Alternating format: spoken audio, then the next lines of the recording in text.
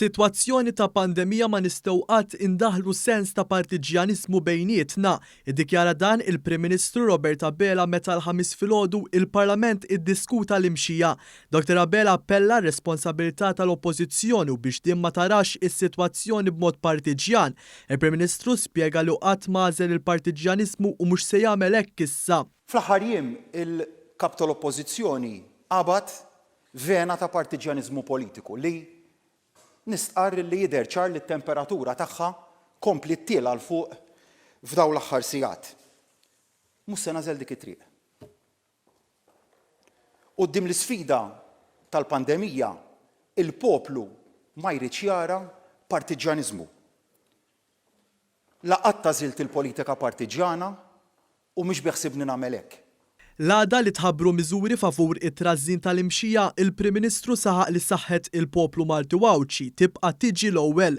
Jibda kollox milli s-saħħa titpoġġa l-ewwel u qabel kollox. Dik hija l-prijorità tagħna. Hekk kienet f'Marzu li għadda, hekk baqgħet tul it-12-il xahar li għaddew, hekk tibqa' sa tmiem il-pandemija, iżda hekk tibqa' wkoll lil mill-pandemija. Fil-Parlament il-Prim Ministru rimarka li l-Gvern ma waqaf qatt jisma' l-karba tan-negozji Maltin sabiex ir-rota ekonomika tibqa' ddur u hawnhekk b'ton ta' kuraġġ għalli l-kol nemmlu li l-pandemija għandha tmiem tagħha. Ma naqas li jsemmi bosta miżuri li ħadan il-Gvern biex iservi ta' spalla finanzjarja dawn in-negozji, fosthom l-estensjoni tal-Covid Wage Supplement, il-pakketti finanzjarji u anke l-pjan ta' riġenerazzjoni ekonomika. Fil-fatt sal-4 filgħaxija stess dawk milquta mill-miżuri il-ġodda fosthom sidin ta' ħwienet mhux essenzjali se jieħdu il-Covid Wage Supplement b'mod sħiħ. Dr. Abela semma x'inhu id-dover ewlieni tal-Gvern. Għandna dover fuq kull wieħed u waħda minna biex inħarsu s-saħħa tan-nies. Daqstant ieħor għandna obbligu fuqna biex inħarsu il-kwalità tal-ħajja tan-nies.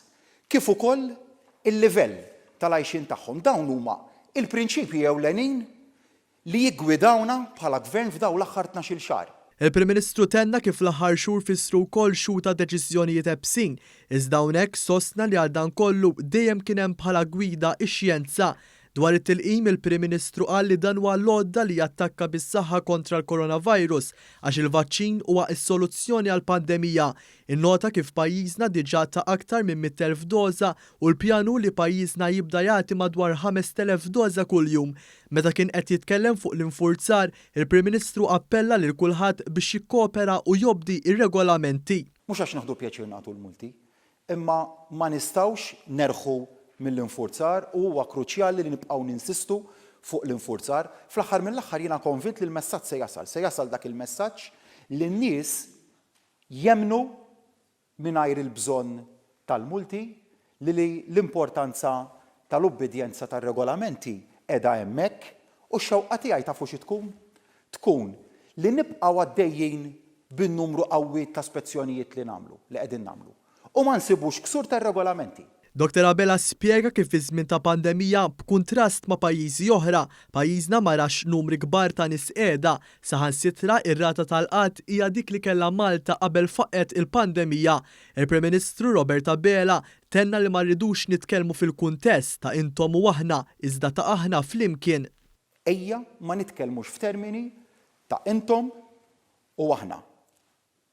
Immejja nitkellmu fit-termini ta' aħna flimkien kif nistgħu niġbdu ħabel wieħed u naħdmu kollettivament fl-interess ta' poplu Malti u Wawċi maqut u wieħed.